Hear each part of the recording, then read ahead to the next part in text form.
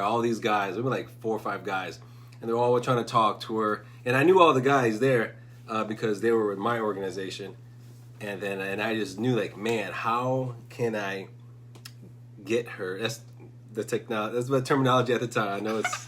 How can I get through to her? Yeah, I know that's probably bad to say nowadays, but that's what I was thinking at the time. I was 18, so I was like, man, how can I get this beautiful woman with all these guys that all want her? So that's how I met her initially. It was a beautiful woman, and I had no idea what Jamaica was. I didn't know anything about it, and so all I saw was this beautiful young woman that I wanted to get to know better. And to give you guys a timeline, this was 1996. 1996. Okay? That's 24 years ago. Long time ago. Long time ago. Yeah. So, all right. So you met me at the Special Olympics game. Yes.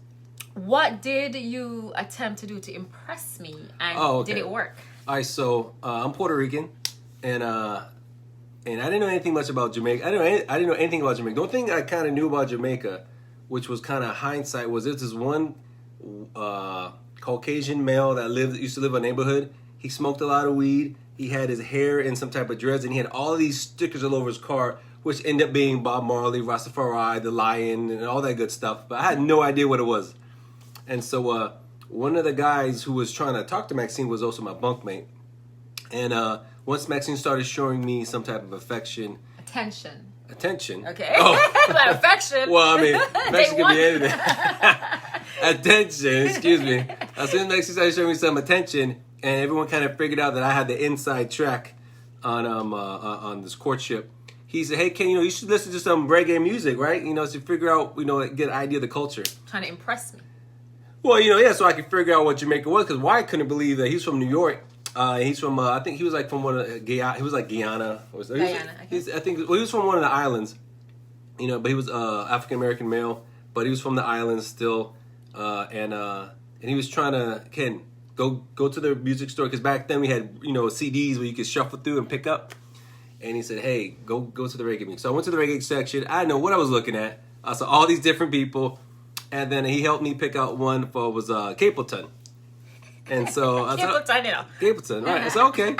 And so my very first listen to Maxine's Culture was On the Wings of the Morning. What's the name of the song?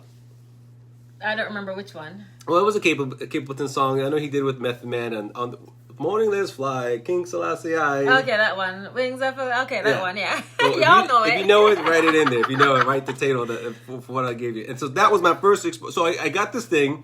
I was listening to it, and I tried to pretend that I knew who Capleton was. Max. Oh, so somehow I was trying to play music for her so she knows that I was like, oh, he knows reggae?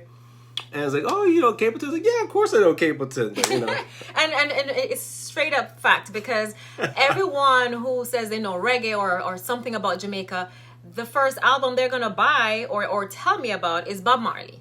So when he got Capleton, I was like, wow, this guy really knew something about reggae music, right? Because that helped. It's not as commercial as Bob Marley. Right. So I was quite impressed. All right, so before we move on, right, I do want to say hello to some folks who are commenting and engaging with us. Michelle Murray, big up. Joy says AIT. Okay, so she knows she's Army. Wagwan Tampa Patty, hello. Patty Varsha, thank you for joining. Pinkney from Grenadines via Atlanta. Born in St. Vincent, thank you for joining. Crystal, St. Louis, Missouri. Massachusetts up there. The UK is here as well. To the Queen. To the Queen. Nicholas says it was 4 years old then. Really, Nicholas, you had to say that? You had to let us know he's a baby? Oh, yeah. I was a baby. No, he said he was 4 years. Oh, okay. Well, and listen, this man always tell me that I robbed the cradle. We need to check IDs if you got to log on. I know, right? It was a year and 18 months. Actually, a year and 8 months. Younger than me, and he keep telling me that I robbed the cradle. You robbed the cradle. Crazy, right? Dela say rewind and come again. Can bust the Capleton for real, right? Bust the Capleton. Angela is joining us from the UK. Thank you, guys. Thank you so much for joining. I want to make sure I don't miss anyone. So we have Jessica from Tampa, Crystal from St. Louis, Missouri, and Roland. Roland got UK locked in. Yep. Pinkney. All right, so we cool. Danielle from New York. All right, we got everybody in that's engaging with us. We thank you guys so much. And you know what? D, please do us a favor. D is my good friend that was on last week. We want to give away a book, right? This is our first book. It's Happily Joined. Happily Joined, The Secret to Relationship Resiliency. So the person that asks questions and is mostly engaged with us, we're going to award this to you and we're going to ship it out to you. So we'll take your address later, but we'll send one of these to you guys, okay? On behalf of us. All right, so let me make sure I scroll back up so I won't miss any questions because we want you guys to ask questions so we can answer later on. All right, Georgia is from Jacksonville, and Louis Nutty, what is all this about? Okay, so if you're just joining, this happens. If you're just joining, I am Maxine Reyes from the Sincerely Maxine Reyes Show. This is Kenneth Reyes, my husband, and we're here talking about being married to someone from a different cultural background. And today he's going to share with you what it's like to be married to a Jamaican. Me. Okay? Thank you very much. All right, so next question. So you visited Jamaica. Do you remember exactly when? Year? Maybe not a year, but how long after we met? It was like a year or two. It was very recently. I mean, after in California. We're living in California at the time, right. So I think about 1 or 2 years that after we got married. 98, 97. Okay, and we went to Jamaica afterwards. And you want to tell me your first experience? The first experience that you remember clearly of arriving on the island. Tell me like the fish. Could be the fish or the other adventurous experience that we saw. The alligator? The crocodile? The crocodile, oh. Yeah. I mean, yeah, well, it wasn't much to say. We leave in the airport, and so, y'all know how it is out there, right? So you got this very green American, ultra-American, coming into Jamaica airport, and everyone's like, it's all over the place. So we get in the car, no seatbelts, right? And then we get to where we're going, and there's this big crocodile in the road. And they have all these people that surround this crocodile, I guess, wrestling with it, tying it up, and I was like, what is this going on? Why is there a dinosaur in the road? I mean, what's going on?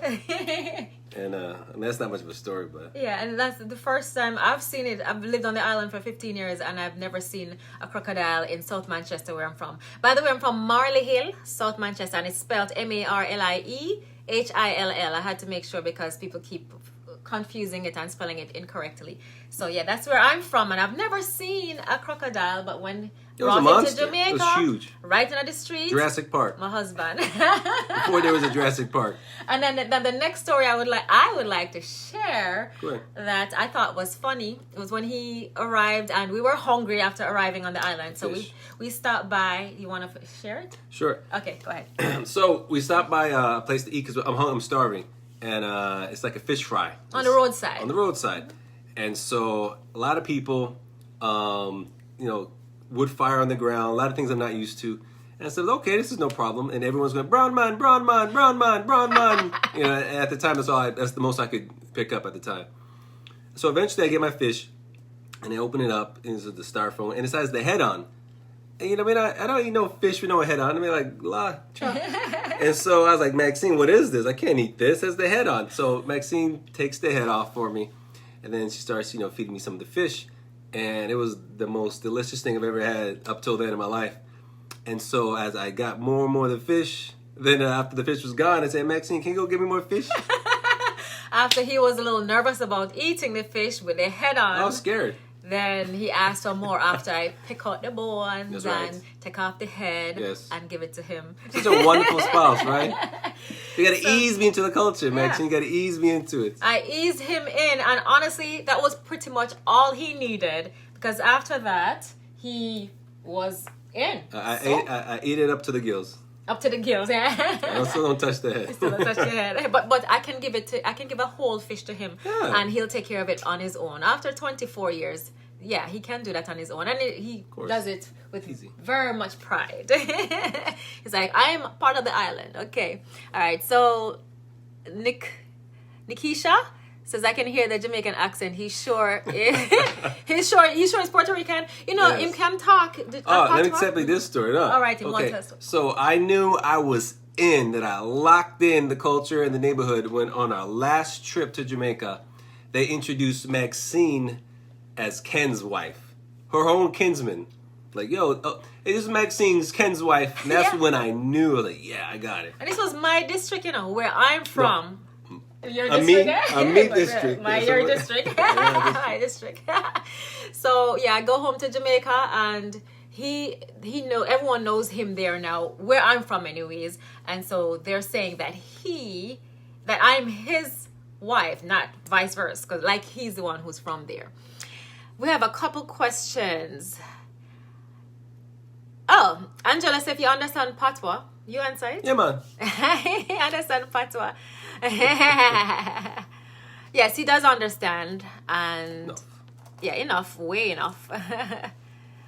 All right. I don't want to miss anyone. So big up this Carrie Ann in Wisconsin. Big up to you, Carrie Ann. Thanks for joining. Danielle Sutherland said making her hungry now with a fish talk.